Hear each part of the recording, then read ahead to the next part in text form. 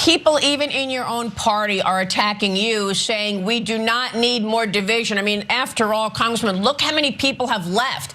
Ken Buck stepping down, Mike Gallagher stepping down, and Mike Gallagher is leaving at a time that even makes things tougher for the Republicans, right? He's leaving early, isn't he? You're right, Maria. And those people stepping down early and leaving are the ones that are leaving it us at risk of the Democrats controlling the majority, not me. I filed this motion to vacate, but I haven't called it to the floor. This is like issuing a pink slip and giving our conference a notice saying that we have got to find a new speaker. This may take weeks. It may take months. It may not even until next Congress, but Speaker Johnson cannot remain as Speaker of the House.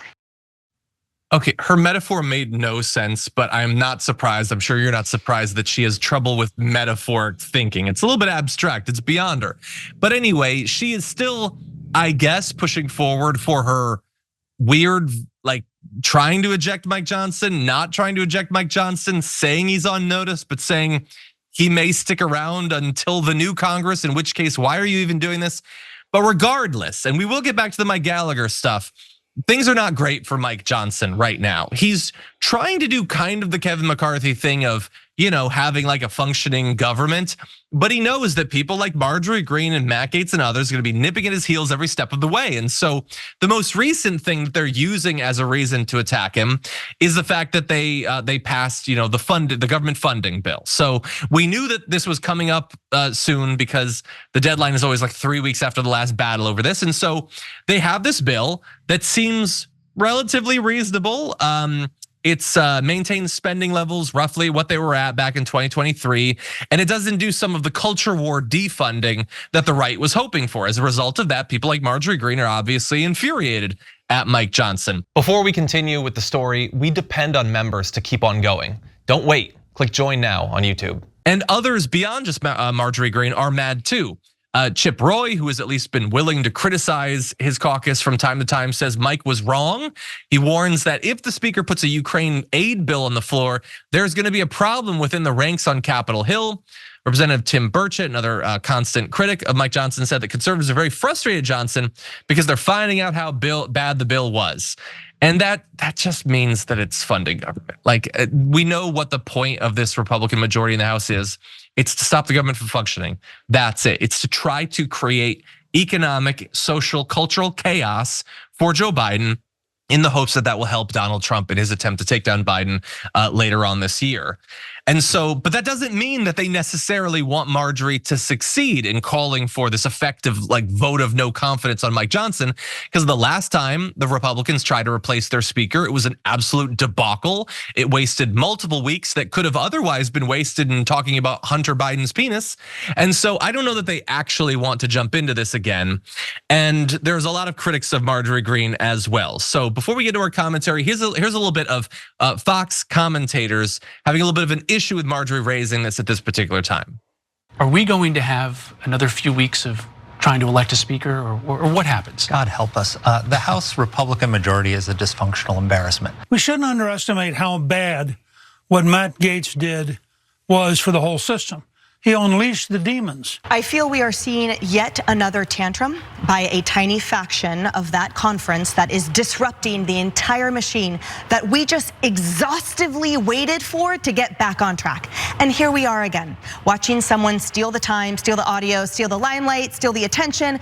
She says we should have our attention on the illegals streaming across the border, on a million other things. No, our attention was on you while you gave a presser. I'm sick and tired of it. As a Republican, as an American citizen, I want them to get to work. I love Speaker Johnson. Who would be better than him, MTG? What is your plan? And I don't want my legislature taking 2 days up to vote for that, to figure everything out, to look incompetent during a presidential election year. This is the last thing I want to be subjected with. This is, it's frankly, at a minimum, it's disappointing. Okay, I like to see some criticism of the craziest faction of the Republican Party coming from Fox. I like to see it. I was a little bit distracted by, again, maybe you notice it too. It's weird every time they go to a wide shot on Outnumbered, you're remembered that the women of the show are contractually obligated to wear mono-colored dresses of the exact same length. That's super weird, but undeniable. They're like, what if you're an Easter bunny but hot? Like, you know Yeah, how you it's see the like- Easter Bunny, but you're like, what if I undress the Easter Bunny with my eyes? Like, dress like that. And you're like, what? Why? I haven't had that experience, but it's really You don't work weird for that Fox. has been maintained in 2024. But anyway, the criticism was good. Yeah, it is a major waste of time. Now, unfortunately, all those critics, what they would rather the House be doing is also reprehensible. But yeah, it doesn't seem like this would be beneficial to the right to engage in this fight right now. But good luck corralling Marjorie Greene. What do you think? I mean, I think it is surprising to hear them actually say this government, this majority, they have the majority in the House, is dysfunctional every single time there's a budget bill up for debate, which, by the way, is not how you legislate. If you want to legislate around the border, then legislate. Remember how Biden caved and capitulated to the right and wanted to sign this bipartisan border bill, and you didn't because Donald Trump said not to? Like, that's how you legislate. Put up a bill to a vote, not just shove things into this government spending bill. Again, our democracy is totally broken.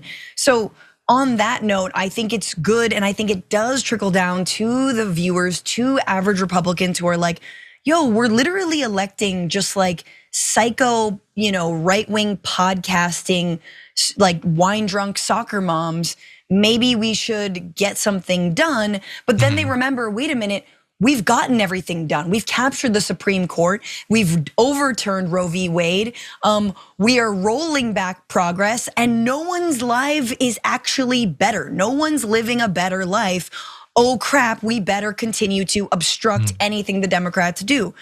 So again, you have Republicans are in this like spy versus spy little cartoon of their own making. Do you know what I mean? Yeah, let's bear in mind. So I'm giving credit to them for criticizing Marjorie, but I think it's only because they don't want this to be the distraction. This is a distraction that makes the Republicans look immature, like they can't govern.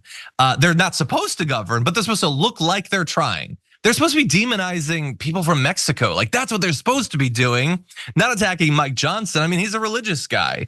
And so this is really just about, again, you're right. They got what they wanted. They got the tax cuts. They got all that stuff, and they want to maintain it, and they need to win the election to do that. They just think that Marjorie Greene's distraction is one that lowers their chance of actually winning in November.